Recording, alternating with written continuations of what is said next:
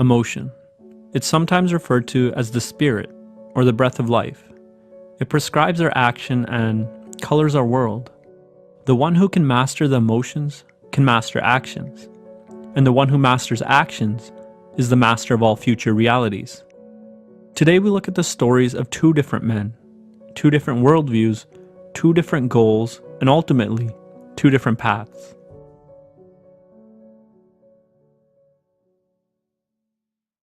This is Alexander. He believes that there are two kinds of people in the world, the conquerors and the conquered. If you want to be great, you have to become a conqueror. It's a dog-eat-dog world, and only the fit survive. You have to determine who will conquer with you and whom you must conquer. Alexander read a lot as a kid. He fell in love with Greek heroes who displayed the highest virtues, courage and bravery. They were leaders, not followers. He didn't have much as a kid and had to work hard for everything that he had. This led him to believe that a person's life is the outcome of their actions, and that they must take complete responsibility for what happens to them. Physically and intellectually, he held himself to incredibly high standards. There's no one he wanted to conquer more than himself. One day, he encountered a homeless man. The man asked him for some change.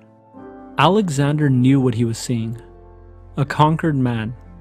How could this man let himself be conquered so badly? How many mistakes must he have made to end up in this position? Why doesn't he take steps to dig himself out of this hole? Instead, he's taking the lazy way out. He's trying to take from those who worked hard for what they have.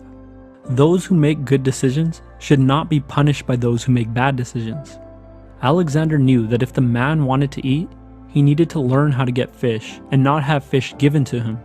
He became enraged by the man's weakness. This man won't get a penny from me, he thought to himself. That would only enable his destructive behaviors and poor attitude towards life. By suffering, he'll learn or he'll die. That's the way the world works. This is Joseph. He believes that there are two kinds of people in the world. Those who can help and those who need to be helped. His father taught him that the highest good is to serve those who have nothing and to lift them up. Life is difficult and those who have should serve those who have not. Joseph read a lot as a kid. He fell in love with very spiritual leaders who loved all and lived to serve. He grew up quite well off and always felt indebted to those who didn't. He felt lucky to have everything that he did. One day, he encountered a homeless man. The man asked him for some change. Joseph knew what he was seeing. A completely underserved man. This man had been abandoned by society. Joseph felt like weeping. Imagine how much we have failed as a society to let someone get to this point, he thought to himself. Life is so difficult and full of suffering and based on luck that any one of us could end up in his position.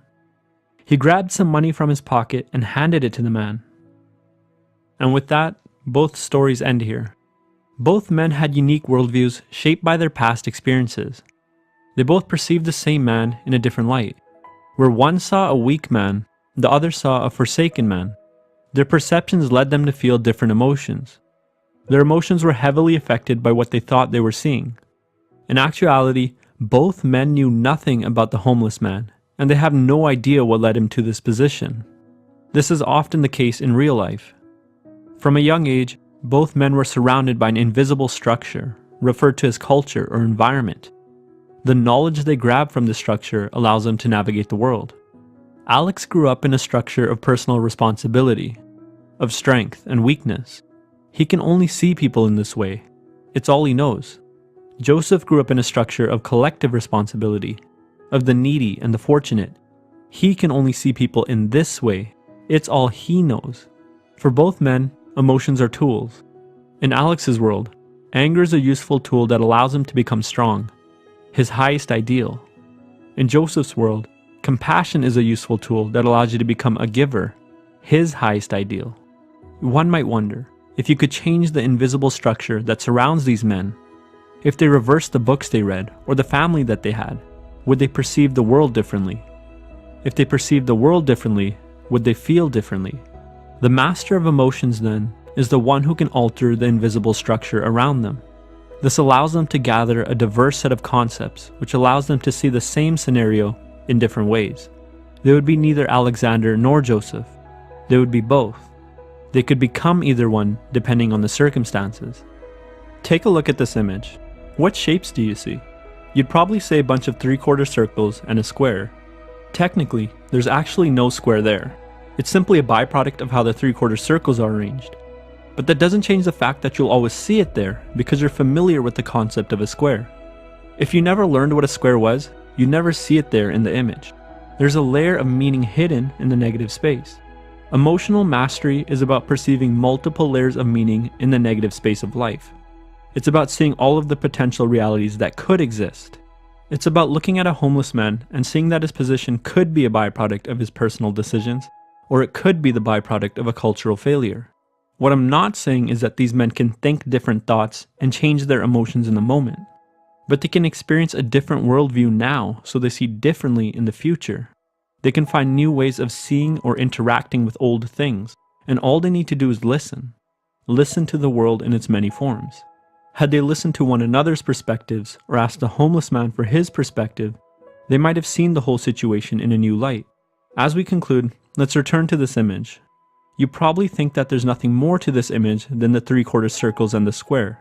But what if I told you that this is actually just one shape, a rectangle with 4 3/4 circles removed from it? It's called a fit rectangle. Just by listening, you now have a new way of perceiving these patterns which was invisible to you before. A new layer of meaning. So, how does one master the emotions? By listening. But more importantly, listening to points of view that they haven't heard before or that are contrary to their own. To feel differently, they have to see differently. To see differently, they have to gain knowledge that they don't have. And to gain knowledge that they don't have, they have to experience new things. The very cave you are afraid to enter turns out to be the source of what you are looking for.